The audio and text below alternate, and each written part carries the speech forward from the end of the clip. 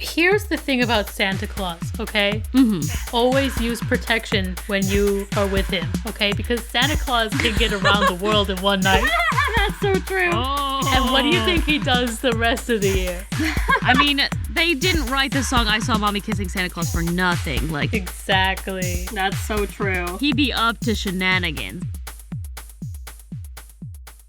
Hey everybody, welcome to Fess Up, where the Fess Sisters help spice up your conversations with unique and thought-provoking questions. That's right, we're breaking the ice with a sledgehammer. Kablammy! My name is Amy Fess. I am the oldest Fess on the podcast. My name is Marissa Fess. I am the middlest Fess on the podcast. And my name is Ina Fess, and I am the littlest Fess on the podcast, except I'm the tallest. A low blow. Fuck you! Way to rub it in! Rub-a-dub-dub. Oh. That was very creepy. So I need to tell you all the origin of pink lemonade. What? I just learned it recently, and I would like to tell you where it came from. Okay. So it says, this dude selling concessions at a circus back in, 1857 ran out of lemonade, and he needed water to make more. But there wasn't a stream or a water pump. But the bareback horse rider had just washed her pink tights in a bucket of water, staining the water pink. So, being the enterprising fella he was, dude just threw in the lemons and sugar and told everyone it was a special strawberry lemonade. Well, the circus patron saw pink lemonade and thought that's fucking amazing, and he ended up selling twice as much lemonade than usual. So, to reiterate, this dude sold people sweaty horse crotch water, and it was so popular it became an actual fucking thing. Delicious. No way. Mm-hmm. Wow. And yet, it's no longer as authentic today, because no one would dare do the sweaty horse crotch water, but I think we should bring it back. What? No, I think that people would do sweaty horse crotch water today. I think No, that you're right. you would have to not market it as pink lemonade. You'd have to market pink lemonade as sweaty crotch water. Yeah. And, put up a picture of a hot girl. I mean, I don't want any, but I feel like we're depriving the people. I'm horrified by this development. I feel like... dirty water. Yeah. That's so gross. Crotch water. Woo-hoo-hoo-hoo. I love that he was like, oh, this is strawberry lemonade. And people were just like, oh, yes, I can taste the strawberry. Just because he said it when there's nothing even remotely close to strawberry in it. In fact, it's more salty than usual. People are so easily influenced. They're like, well, it does taste weird, so there's clearly another ingredient. Yeah, right? They liked the idea of strawberry infusion, and they were like, well, maybe next time it'll be better. Yeah, absolutely. It sounds like they took a sip, right? And they were like, it tastes musky. And he was like, I patented that. It's like, that's how you know you're drinking a Gucci original. And they're like, oh, fancy designer water. Ooh, I'll buy 10. Ew. They're like, I can really taste the health benefits of strawberries at this. Yeah, right? They're like, oh, this is giving me the vitamin B that I needed. And it's like, sure, yeah, it's definitely doing that. Absolutely. Clearly, if it's punk, it's good. I mean, it just goes to show how much everybody wants pink things. Pink is kind of the best, and everything should be pink. Except for, blue raspberry candies. You're right. And Aurora's dress. No. But, once again, the blue, it's just flavored blue. So, this pink lemonade, they were like, it's a special color. It's clearly more delicious. I know. But yeah, I just thought that was fucking wild. And I just needed to share that people literally were out here drinking, sweaty water with lemon and so gross. Loving it. And that's how it was apparently invented. So I hate that. At least it was just sweaty crotch water and only dyed pink because her stockings were pink. And in the 1800s, dyes were bad at staying. And it wasn't she was on her period or some shit, Oh, that would be even grosser. Though, a lot of iron in that. I mean, sure. Also, though, in the 1800s, I bet dyes were pretty toxic. So... True. Maybe they were all just high, and then they were like, ho, that I can taste strawberries. I can also see the 8 colors, that don't exist, Or maybe they dyed it with strawberries. Oh. And that's why the dye tasted like strawberry. I mean, that's what I was thinking, because, I mean, back then I think they did use more fruits than necessary in dyes, so it could have had a strawberry essence. But I would also say that if it did end up drugging them, I mean, that's how Coke was popular, so True. it's a tried and true method to get people to love your product. Oh my gosh. And this is why I don't drink from, like, little children's lemonade stands. I mean, I never thought that the tight water would be a possibility, but I've never trusted them to be clean. Oh yeah, you don't know where their hands have been. Could you imagine if Coke got its idea for putting cocaine in its soda from pink lemonade being invented with dyes that drugged people? Maybe it was. They knew the secret. All right, guys. Our first question. Tywin Lannister, Aemond Targaryen, Cersei Lannister, and Olenna Tyrell are all in a room together. Who walks out crying first? Wait, Aemond or Daemon? Aemond. Okay, their names are too similar. That does change things. It really does. When I saw this, it was like just 4 photos.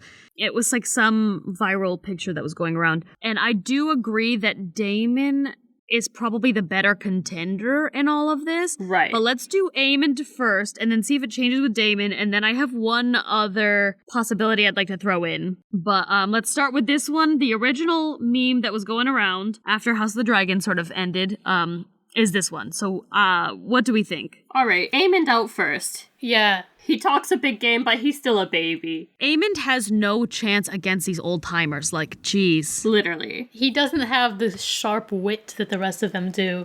Yeah, he wants to be Daemon, but he's just still a baby. He like relies on his dragon. Yeah. And it's like, your dragon's old. Also, your dragon can't come in a battle of wits. I'm sorry. Right.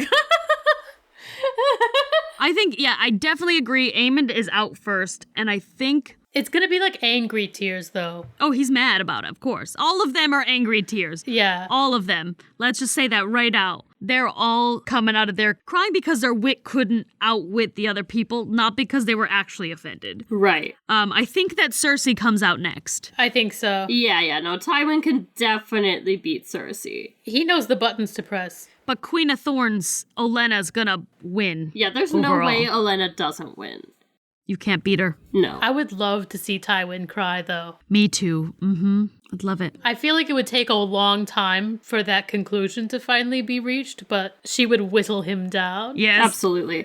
But you know what? The best thing that ever happened was Tywin dying on the toilet. Can we be real about that? It was beautiful. That was the best way for him to go ever. The only thing that could have been better is if he was also crying.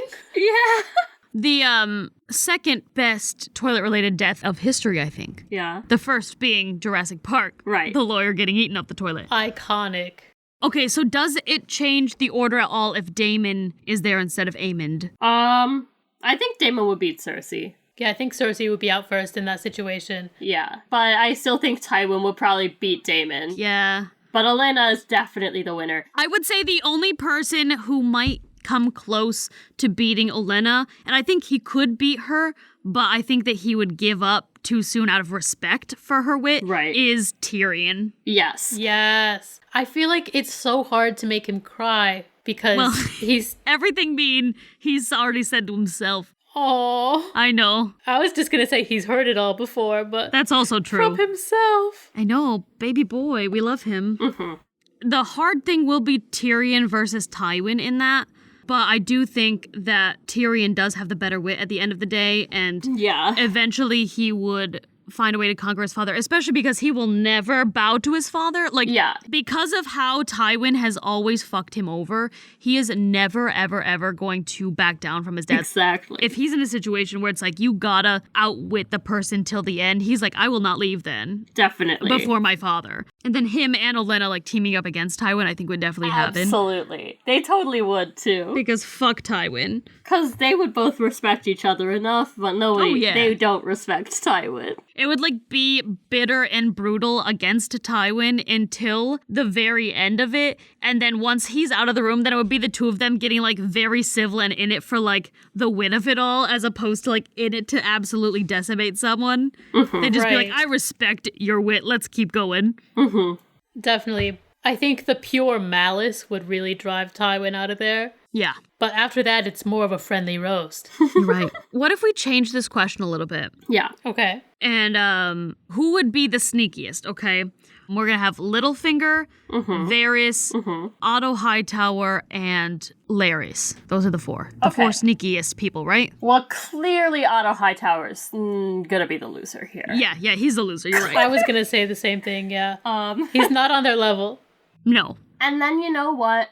Littlefinger next. I think Littlefinger's next too, yeah. I think that Littlefinger is too emotionally invested in everything. Yes, absolutely. Yeah.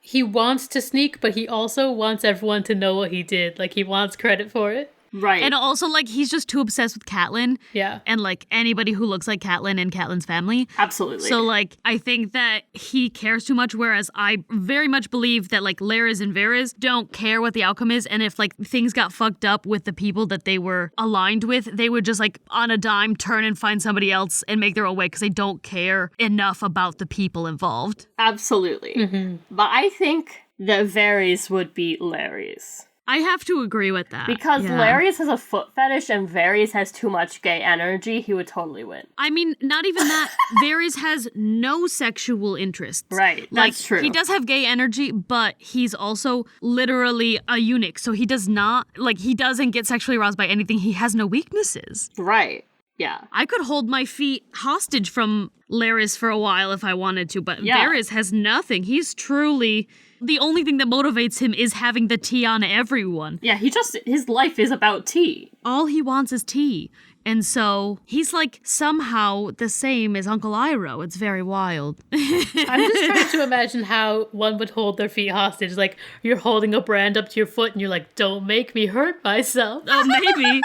I just figured I'd be like, you're not seeing my feet today, friend. You didn't give me enough info. And he's like, but our thing. And I'm like, I'm the queen. I could have you executed if I want to. I'm not showing you my feet. Sorry about it.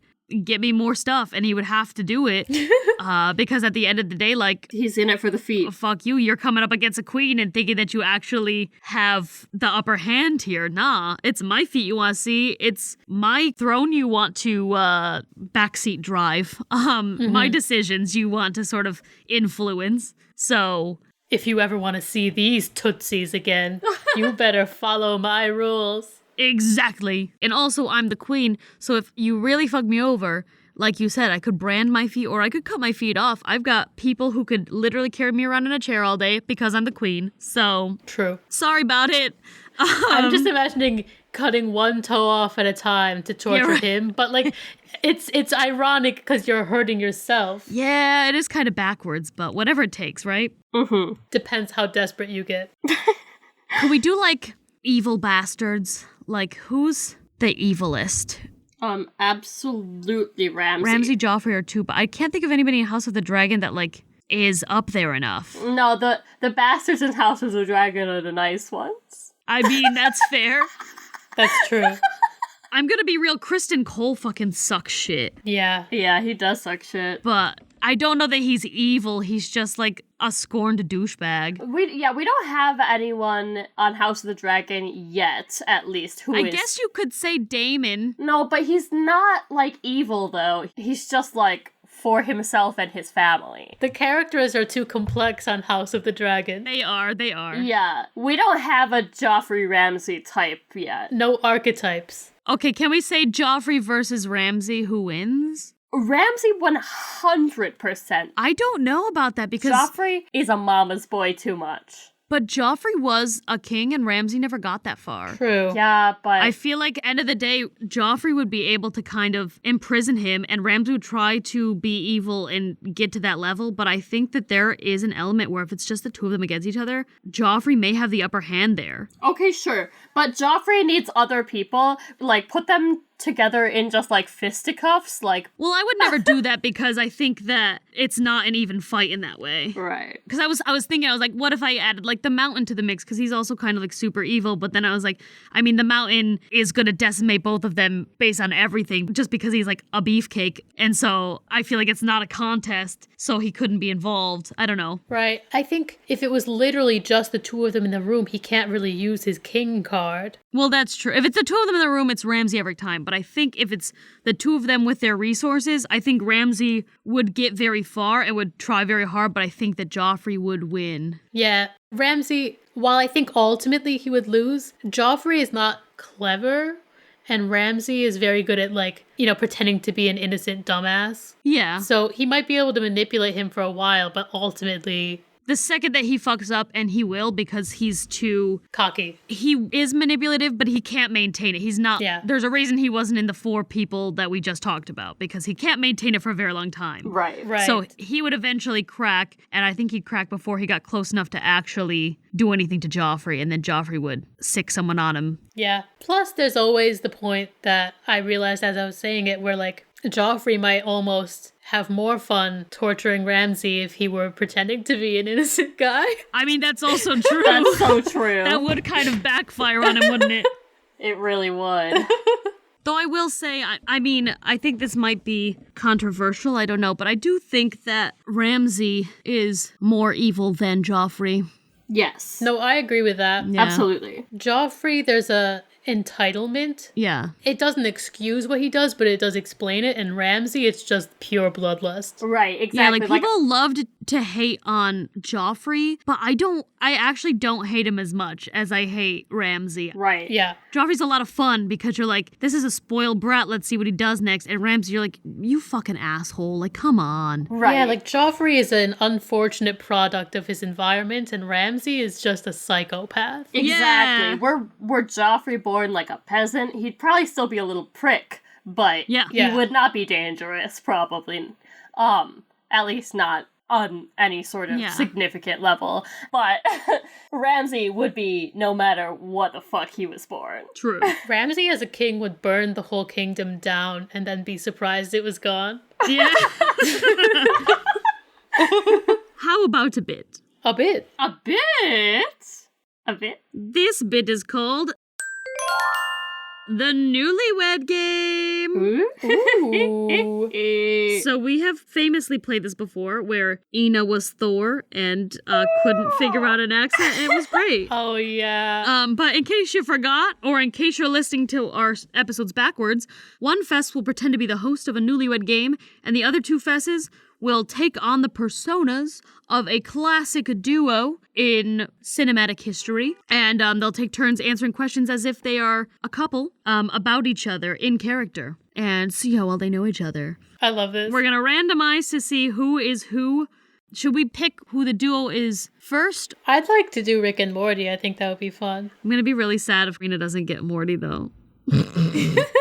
Here we go. I'm going to randomize whoever's name this is the host of the Newlywed Game. Randomize. It's your girl. It's me. Ooh. So I think right. in that case, it's going to be me, and then Ina's got to be Morty, and Marissa's got to be Rick, right? Aw, jeez. All right, guys. This is going to be really uncomfortable because you guys have to be a couple now. Like dating?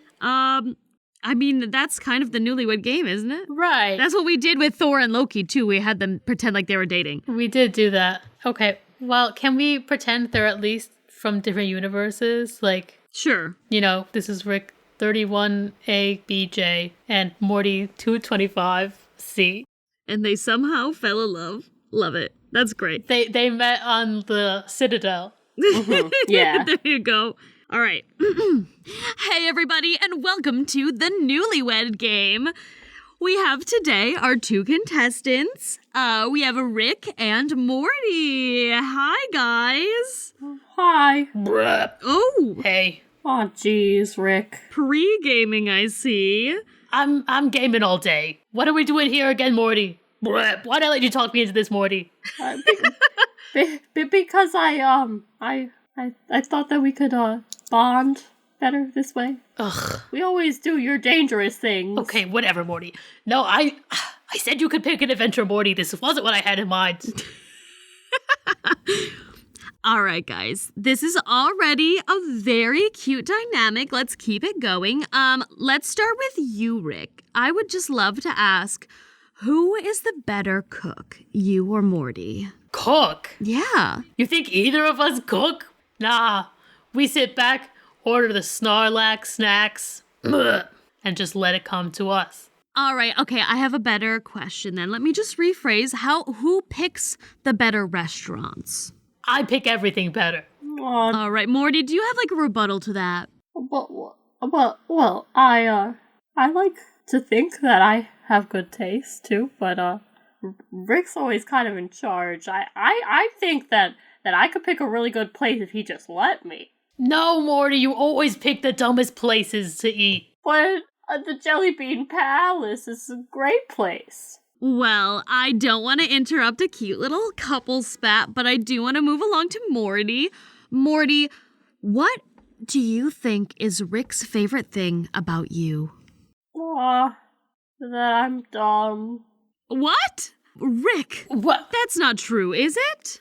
It's not my favorite part per se. Not like technically, like, bruh. It's more that he cancels out my genius. Okay, So, in a sense, yeah. this seems like trouble in paradise over here. Rick, what do you think is Morty's favorite thing about himself? That he gets to hang out with me.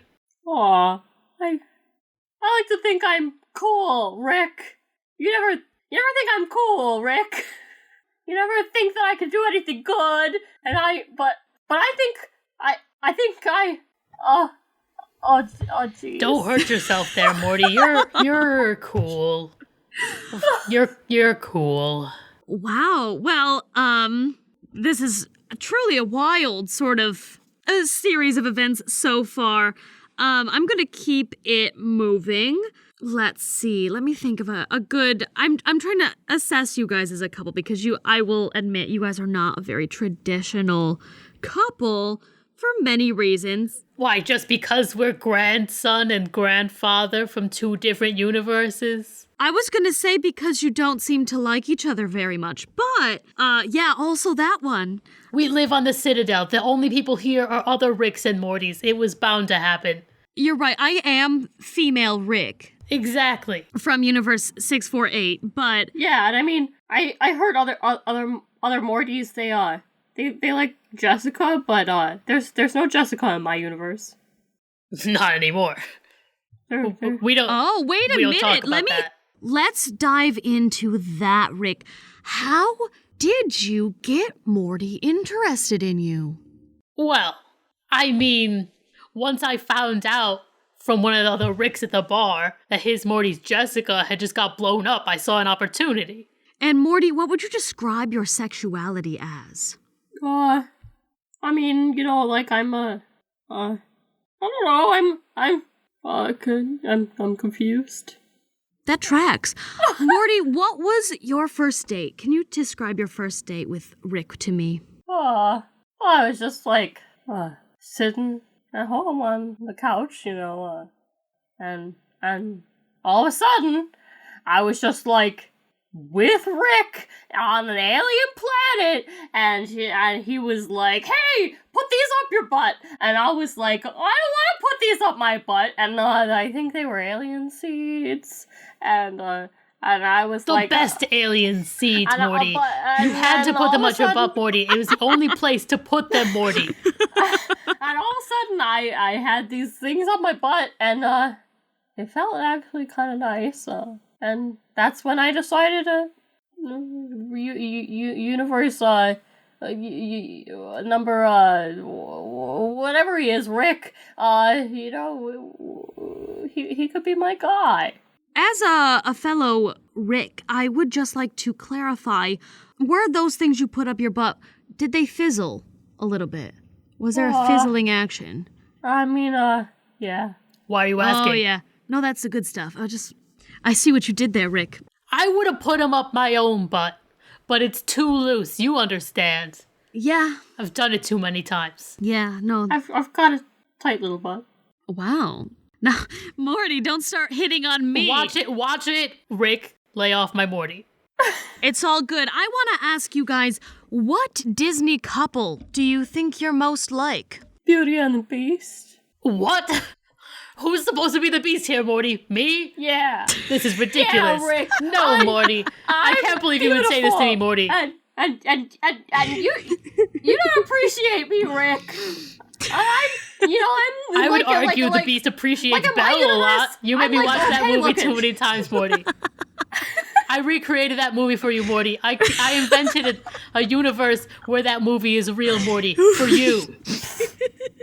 Well, and it made me feel special. Because I want you to feel special, Morty. You are special to me, Morty. But like, sometimes I don't really feel like you think that though. I'm gonna say, Morty, I would say if that's your favorite movie and you felt like you were the couple from that movie and he recreated that movie for you, it seems like you're pretty special to him.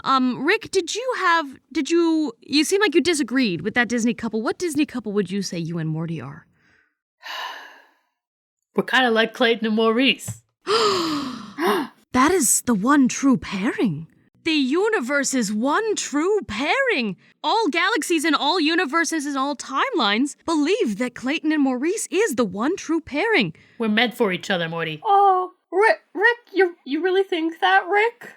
That is deep stuff. Morty, what do you have to say about that? I didn't realize that you really care about me that much, Rick. Of course I care, Morty.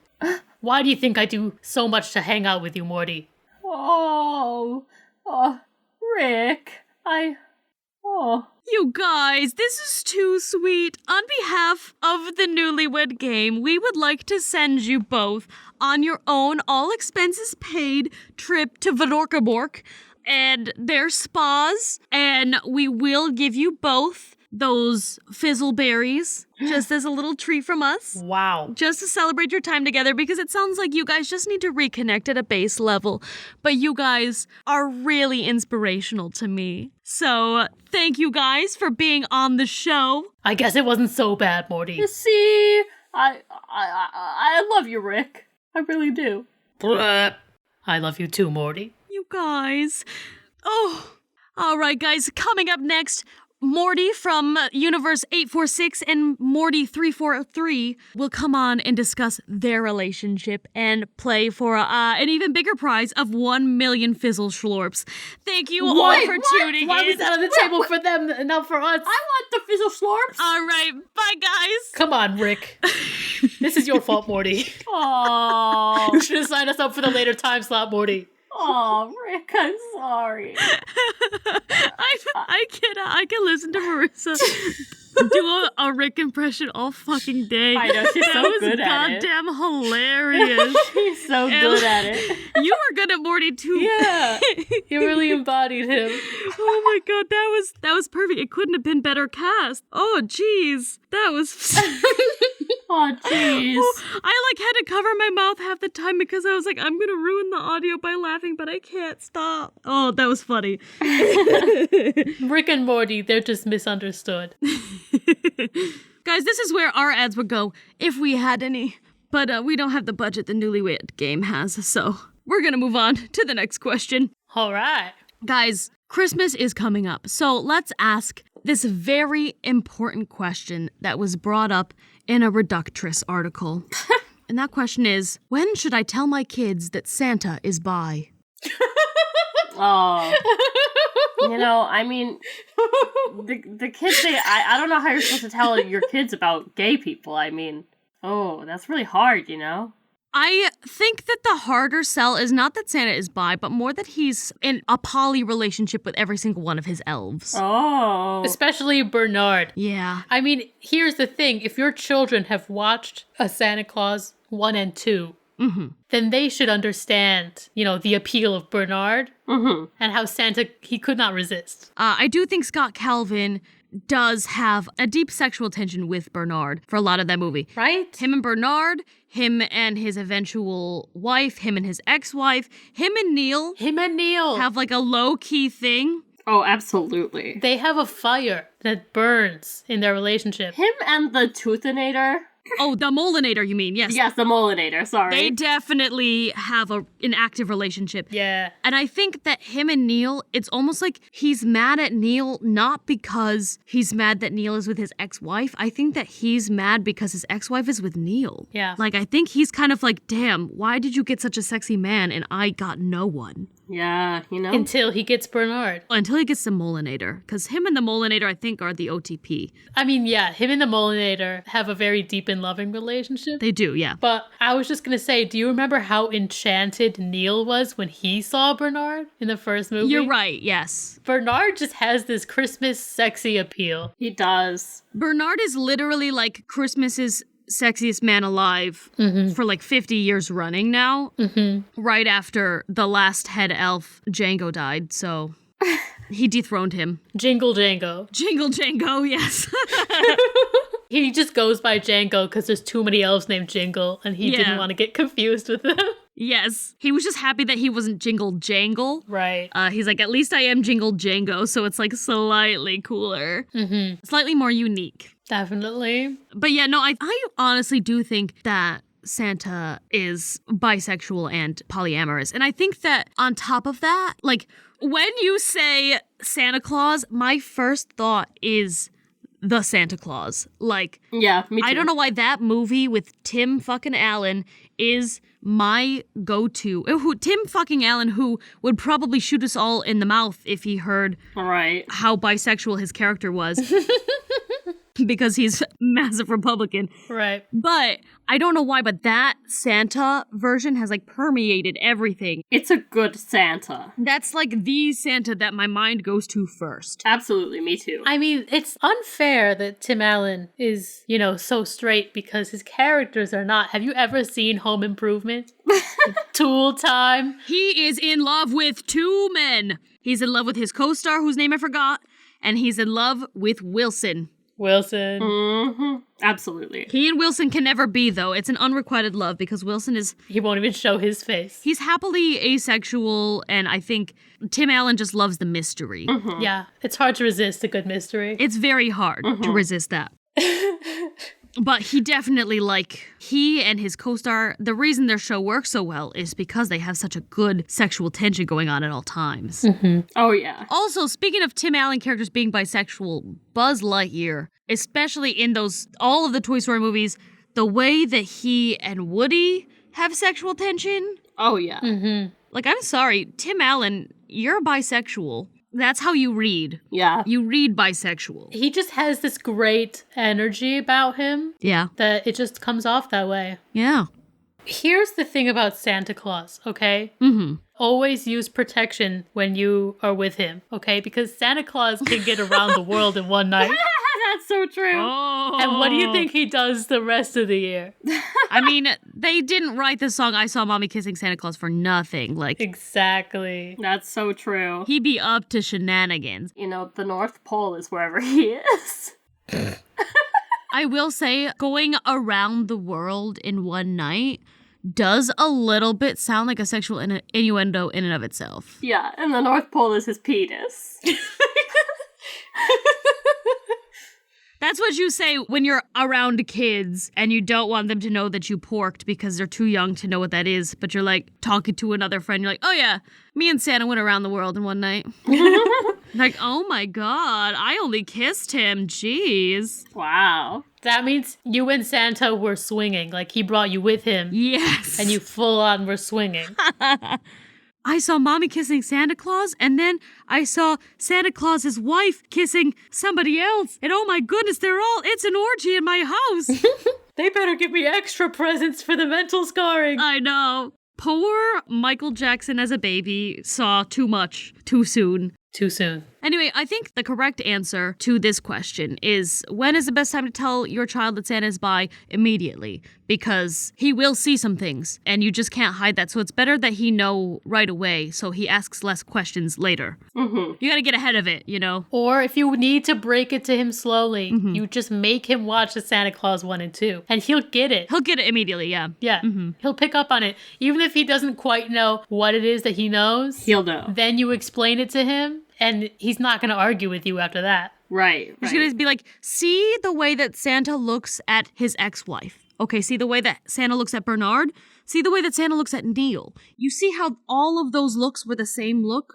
That's love. And he loves them all. And you see how he looks at the Mullinator, his one true love. You could tell that, like, in a polyamorous relationship, there is usually a primary couple. And you could tell that Santa and the Mullinator, that's their primary. And everybody else, they have deep, loving relationships with, but they always come back to each other. Right. If there's such a thing as a secondary, that's probably him and his wife, Mrs. Claus. Yeah. Right. Definitely. They do have good energy too, but I wouldn't be surprised if they were a throuple. Sure, I mean... Absolutely. And you know they've had a stint with Father Time. Oh, yeah. Everyone has a stint with Father Time. He is too hard to ignore. And also Mother Nature. And the Sandman. Sandman is not a fun time, though. He falls asleep in the middle of it. Yeah, but you get the greatest cuddles with the Sandman. You do, that's true. He's definitely aftercare heavy. Not with the Easter Bunny. He's too busy popping out kids with his wife.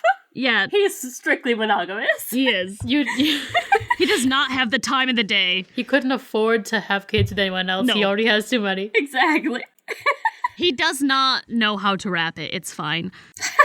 I would love to think that Santa has, like, Christmas condoms, and, like, you get a condom from him and it's got, like, a little wreath at the top or something, or maybe, like, a little Santa hat at the end, just to, like... It's peppermint flavored. Oh, it's peppermint? Yes, it's definitely peppermint flavored, absolutely. He definitely has some hot cocoa flavored ones. And then it's like, you know how after you have sex and, like, your first thought is always, I need water now immediately? For him, it's milk, so he does...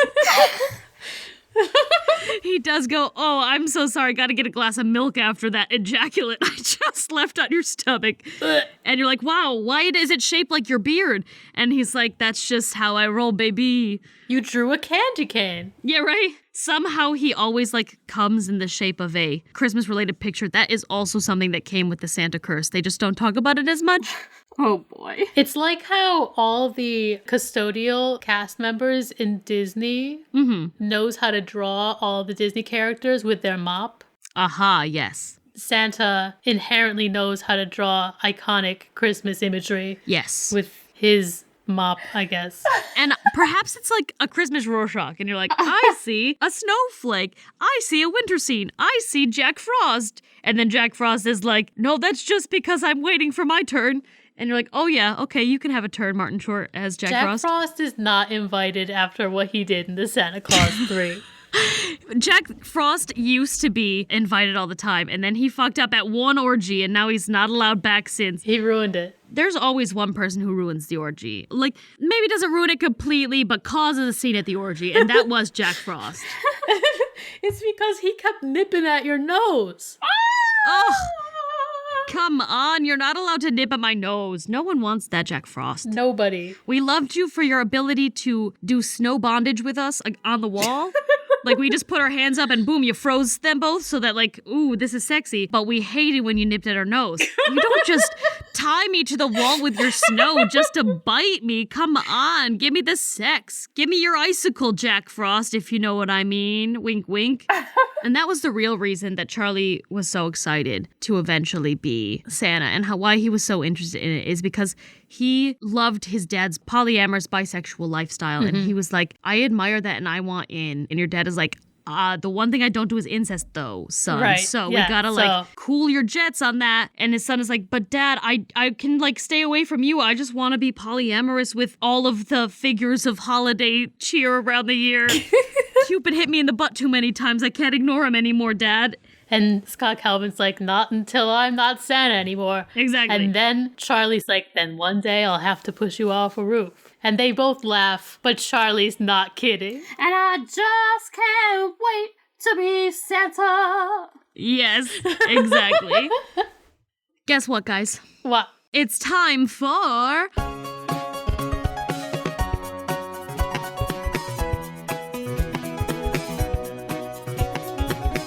What two are you? Ooh. What two Bob's Burgers characters are you? Ooh. I know, I was surprised, but we hadn't done this according to my research, so... Are you sure? Yeah, I researched it. Okay. So now comes the time to decide who everybody is. We all know which of the children we are. And I think the first one, the easiest one, is Marissa is Tina. Yes. Marissa is Tina. Hands down. It's a thing. Yes. Awkward, inappropriate fantasies that are very creative and fun. Mm-hmm. Heart of gold. She is super awkward and she could be mumbly sometimes, but she also is very creative. And her close friends, she's like super close to, but she doesn't necessarily have a ton of close friends. Mm-hmm. And she's super close with her siblings. She has self-confidence, but somehow in a self-deprecating way. That's a very good way of putting that. That is such a weird enigma that is Tina, but you're right. She is like, she just like embraces the weirdest parts of herself and is unashamed of them. Yes. And yet sometimes still gets stage fright over stupid things. Right, and that is Marissa. Yeah. She is willing to go along with any shenanigans that are presented to her. When Marissa wears glasses, they're thick frames. It is a similar glasses type. Yeah. Yeah. She is ambitious in that, like, you know, Tina will go through phases of, like, being afraid of the spotlight, but also will go through phases where she's suddenly like, I want to be the soloist in this show about herpes that the school is doing for some reason. And she gets the solo, and in the show, she ends up regretting it because all of a sudden she's like, nobody's going to want to kiss me because whatever. Oh, it wasn't herpes, it was mono. Right. Anyway, Marissa is very ambitious when it comes to stuff like that. Mm-hmm. I oscillate between confidence and anxiety. Yes, that's precisely it. Yes. A good writer. Deep voice. Deep voice. Yeah. It's perfect. Like, we knew it was gonna happen. Can't argue with that. Oh, Amy's Louise. Yes, Amy is so Louise. She has that confidence, a ton of energy. Yeah. Devious, impish even. The, like, sort of mastermind of a lot of the bad ideas that they have. The forcing your siblings to do things they don't want to do. Yeah. She's also very creative. Yeah. She knows how to go for the thing she wants. Very ambitious. Yeah. Powerful.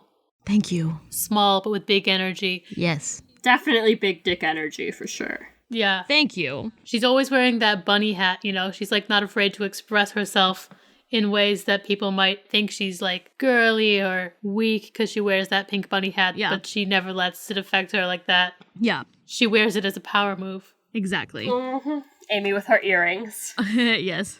I think it's also worth noting that she seems very anti-romance, but when she finds somebody that she's interested in, she goes goo gaga for them. Yes. Which is very me. True. Like, I don't need romance, and then I'm in a relationship and I'm like, hello, you are my one and only everything. Let's reenact all of the rom-coms that I purposefully don't watch. That's so sad. I live my life with rom-coms. I just don't care about them. Sad. There it is. There it is. Ina is Jean. Yeah. Very loud and loves wild instruments. Always comes in with the zinger. Yes. Farts constantly, yes.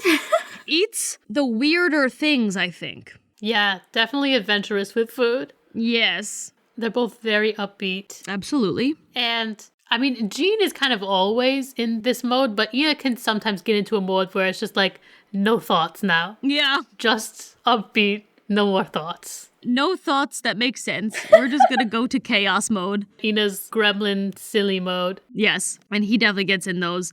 I would say he has lots of talent, but he doesn't have as much ambition as his sisters do. And I think Ina can be that way sometimes because, like, I don't know, for example, Ina was just as good at the plays and stuff as Marissa and I were, but who went to musical theater school? Me and Marissa, and Ina did not do that, which is totally cool and valid, and she's doing other things with the stuff that she learned. But it's just sort of just interesting to note that, you know, she, like, has talents but is comfortable, like, just giving it to the people that she likes.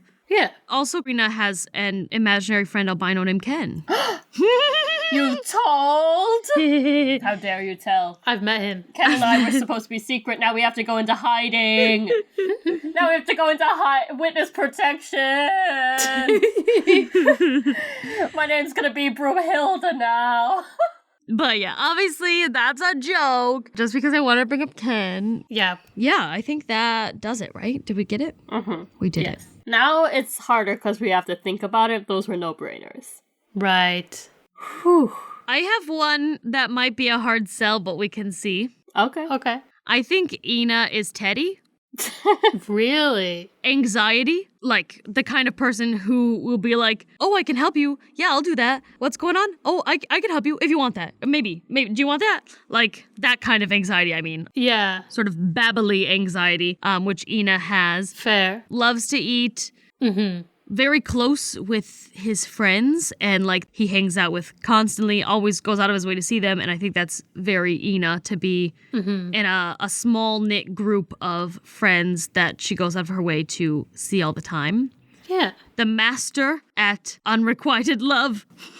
Teddy always seems to be like in weird situations and Ina doesn't have that problem at this exact second, but she has so many stories of like rom-com moments in her life where it's like, I love this person and turns out they liked me too, but neither of us talked about it because we had too much anxiety and now it's too late, so it's fine. That happened like 5 times. Exactly. In my life, at least. And Teddy is kind of that way where, like, he keeps being in these situations with, like, Linda is one of them. And also, I think Bob's one of them. There's also, like, a lot of girls here and there that he'll come in as, like, plot devices, sort of, and it'll be like, I want to impress this girl really bad. And then it doesn't end up happening, or he fucks it up somehow.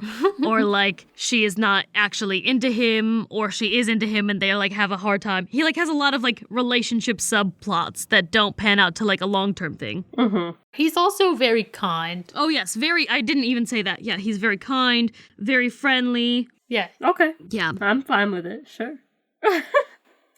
I feel like Amy is Linda. That's a fair point. Is that crazy? It's not crazy. No, it makes sense. A ton of energy. Very supportive of weirdness. Yes. Yeah, you don't have to be embarrassed telling her anything because she's just gonna go with it. Yeah. And anytime you do tell her something, she's just like, I'm so proud of you. Like, it doesn't matter. Like, I could be like, Amy, I killed a man. And she'd be like, oh my gosh, I'm so proud of you for getting rid of that dude. Yeah. And You know what I mean? Linda definitely has the energy of, like, if you said, I killed a man, she'd be like, oh my god, do you need help hiding the body? I'll help you hide the body. Literally. Yes. And she'd also be like, what a fun adventure, hiding a body. Oh my gosh, I've always wanted to hide a body. I watch a lot of those crime shows. I know what to do. Yes. Definitely down to help in a situation like that. Yeah. Likes to sing, True. Breaks out in song. Mm-hmm. you know, just like everyday life, just singing. That's very true. She is definitely the kind of person that if she gets an idea, she has to do it to 110% of her abilities. Like very extra like that, which is a me trait. Yes. Definitely very extra. That's definitely true. And, you know, like, I was trying to think of, like, obscure things, but is it not true that Marissa is Bob? She is Bob. Yeah. For example, I think Bob is pretty much canonically bisexual. Definitely. They really don't show up because his relationship with Linda is so tight and is the focus, but like He's definitely into men. the best instance of this is like when he is with that guy from that one turkey episode and he has to keep going back and buying like turkeys from the meat dude. Yeah. I think it's turkeys. Anyway, he has to keep going and buying stuff from this one dude at the grocery store who's like clearly hitting on him, and he's just like, "Oh, that's very flattering. I'm married." And he like keeps coming back, and he's just like, "I don't want you to think that I keep coming back here because I'm into you, because I'm married, so I'm not into you." But like you could tell how flustered he is. That's the most obvious case of like Right. he's also into men. Also, his love with Marshmallow. I think everybody loves Marshmallow. Marshmallow Yes. is everything to me. But so maybe he's even like canonically pansexual. He just does not care. He can fall in love with anybody, and I love that. And so is Marissa. I mean, so are all of us. But Marissa is that as well. And I think, well, Tina is very boy crazy. Bob is very, very sexually open to anybody, but is married. Right. He also, okay, this is another big Marissa thing. The kind of person who, like, when you trigger him to madness, he, like, commits to 120% of, like, petty. Oh, yes. So petty. He could be like, I'm not gonna engage for a while, and the second you hit that threshold, he snaps into like, you were gonna ruin the day that you tried to fuck with my restaurant, and I swear, and goes off craziness. Oh, and he gets into that maniacal laughter. And when Marissa gets into her maniacal laughter... Oh my god, the maniacal laughter. And also just like the kind of energy. Oh yeah. Both of those are Marissa for sure. I think I do that sometimes. You genuinely do. I also kind of do Tina's kind of like, Yeah. Both of those things are true. He makes a lot of good puns. Marissa does make a lot of good puns. I mean... She hates puns, though. What? She hates it, but she does them. I mean, hate it or not, they're an easy joke. And if you have it, you grab it. But it doesn't have to be, like, puns specifically. Like, that's Bob's version of jokes. But I think if Marissa owned a restaurant, would she give her burgers joke names? Absolutely. Absolutely. Doesn't have to be a pun. Right. But it could be any joke. But, like, yeah, I feel like Bob has a sort of lazy energy towards the things that he's not interested in. So, like, he wants to cook. That's what he wants to do. He's very good at cooking. He's good at making the burgers. It's, like, said everywhere that his burgers are the best around. But when it comes to actually, like, running a business and advertising and all of that stuff that you kind of need to do to have, like, a famous restaurant, he's just kind of lazy about and does not care. Which leads to him being broke in a lot of the episodes or whatever. And Marissa is very much like when she's interested in something, it's 120%. But then anything else that goes along with that, she can be like, oh, but do I like really need to do that? Or can I just like not do that and just do the thing that I like? That's so true. She wants to pick and choose. This is a painful and accurate analysis of me that I've never put together. Also, have you seen her mustache? A+. Oh, it's so good. Best mustache. Best mustache award. My mustache looks just like Bob's. It does. Squiggly and everything. I also think that Marissa in life, this isn't necessarily Bob for this first part, but I think Marissa might take a while to find a person that she wants to settle down with. But I think when she gets there, I think it'll be like the person for life. Aww. Yeah, Marissa's not gonna pick anyone less than. Yeah, like I don't think Bob had to date around much in his canon. I think that he pretty much found Linda and they were like the perfect match and they've made it work for forever despite like any like strange things. They just like kind of are the perfect match for each other and got lucky in that way where they didn't have to date around all that much before they committed to each other. And I think that's how it's going to be with Marissa. Right. She might not end up with a lot of relationships, but she's going to end up with like the right ones. Well, thank you. I hope that's true. She's choosy. I am choosy. I see that for you. Yeah. Yeah, you're right. I don't see myself sticking around if I'm like, this isn't it. Yeah. So in conclusion, Amy is Louise and Linda Belcher. Marissa is Tina and Bob Belcher, and Ina is Jean Belcher and Teddy.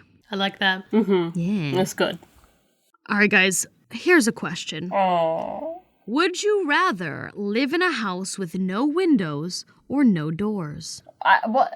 Is this just inside or also outside, or vice versa? Every part of your house has no windows or no doors. Well, I mean, I guess for inside, that doesn't really matter a whole lot as far as really either of them go, but like doors, you could just have like an open concept or something. Sure. But no doors outside, no windows to see outside, all of that. I feel like you could have windows act as your doors, clearly. So you could have your cake and eat it too, and you could get like good curtains and stuff for privacy. Yes, but you could also make your doors act like windows, you just leave it propped open. That's true. I feel like that's going to get a lot of bugs in my house, though. Well, not if you have the screens. You just gotta hope it's good weather. Wouldn't that get my house broken into a lot? Probably. You gotta be stealthy about it. Or you could just get like really good lighting. I'm going to say that I would rather have windows, because for me, I get very bad seasonal affective disorder. So like when it's the dark months of the year, like the ones that are happening now, it like is really bad for me. It's like really rough. And so I really need to get as much vitamin D from the actual sun itself as possible. Right. So I think that I need the windows in my life, and I would just have to try to find one, like Ina said, that would somehow function as a door to get in my house. It would just probably mean that no one would want to come over to my house. Yeah, they would have to be pretty big windows, I would say. Yeah. Yeah. But yeah, if you had big enough windows, there's windows you can get to open in different ways. You can kind of have it be the kind that swings out. Right. Yeah. Or just be really big and it's almost like a sliding glass door at that point when you slide it open. Right. True. Is a sliding glass door a window or a door? It's both. It is both. In this scenario, it's almost like it's off limits. Yeah.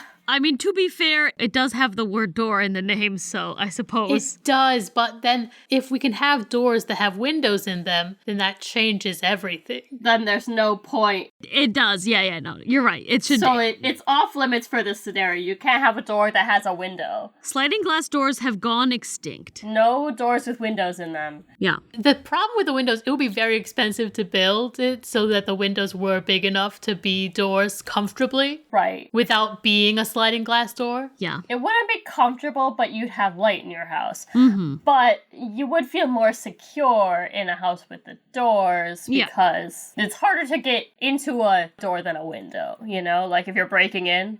I don't know. I think I would need to pick doors because I need my bathroom to have a door. Oh, I pee with the bathroom door open all the time. I just need my house to have doors in general. I like to close them for privacy. And you know, I love string lights and aesthetic lighting and stuff so much that I think I could be okay without it, you know? Without the natural light in my house. Open concept would help, I think. Yeah. Yeah. I want to say, just to counter one point you had, Ina, you said that you think people in general would feel more secure with doors rather than windows. I disagree because I don't think there's anything that would make me feel more secure than like a would-be robber trying to come case my house and being like, oh, I must be at the back, and then going around to the side, so and then still not finding a door, and be like, I must be at the side now. Keep going, and they're like, wait a minute, but where's the door? And then like still going around. I think they'd be so confused by the fact that there's no easy way into this place that they wouldn't even think break the window. They would probably just like be like, okay, screw it, we're going to the next house. This one's a bust. Okay, but like, you can secure a door way easier than a window. True. But I would hear somebody breaking into a window because it would crash. You can get locks for both things. You can, yeah. I have bars on my window in New York City, so no one breaks in. Yeah. I think there's people out there that might take it as a challenge. That's fair. They'd be like, ooh, there's no doors. I have to get in there. Like, just a compulsive need. Right. I almost feel like those people would be just more about the challenge of getting in rather than stealing, though. True, but wouldn't you hate to, like, go inside and there's someone there? Ugh. You're right. There's no way of knowing. I think curtains would help a lot. I think, for me, I would pick doors, but I wouldn't be happy about it. Yeah. No, I agree with that. I feel like I'd be pretty happy with the window thing. Like, I don't mind open concept idea, and I don't mind Having to awkwardly shuffle out of your house. I mean, that's the only thing, but I'm like imagining if you got one of those windows that's like a big size window, maybe not exactly comfortable to come in, but like big enough for a person to go in and out of, and it just like swings like Marissa said. I think you could utilize something like that as a door pretty easily, and you just need like a step stool on either side so that you could get up to the right height to cross over that threshold. It just would be really hard to furnish your house and stuff too. That's really the thing, is the step. I'm just so prone to tripping. That's a fair point, yeah. I am too, so. I really do have to say that I love my aesthetic lights so much that I don't think I would, like, I mean, obviously there's no true substitute for natural light, and I would have to, like, go outside more often, but, you know, I would just have so many different fun kinds of string lights, and, like, spotlights, and just, like, so much fun lighting stuff that I would just feel like every second of my life is a fun little party, so. Yeah. I wouldn't be nearly so thrilled, but I feel like I would have to leave my doors open a lot, and that it would really be a way to trick me into getting more fresh air. That's fair. Well, everybody, that's all the ice breaking we can do today. If we do any more ice breaking, then we may find ourselves in a would you rather question that we cannot answer, and that's just gonna be too much mental energy for us. So, if you'd like to send us a question, message us on Facebook or Instagram at Fess Up Podcast. Send us an email at fessuppodcast@gmail.com. Follow us on TikTok at Fess Up Podcast. Tweet a question at us while Twitter is still active. R.I.P. That thing's not gonna last long. At FessUp_podcast. Don't forget to use the hashtag UbFest. Send us new questions and let us know what happened when you used our icebreakers with your friends. Share our podcast with everyone you know and get the word out there about your 3 wacky friends. Yes. That's it for me. I have been Amy Fess. I've been Marissa Fess. And I've been Ina Fess. Oh, Rick, if I had known that they were doing other prizes, I would sign up for a different slot. I didn't mean to, Rick. You should have signed us up for the last Rick. slot, Morty. You should have known, Morty. Marcy, you say bye. Bye. No, I'm just kidding. I actually love that. Rick is the bye and then burp at the end. Bye. Bleh. Amazing. That's funny.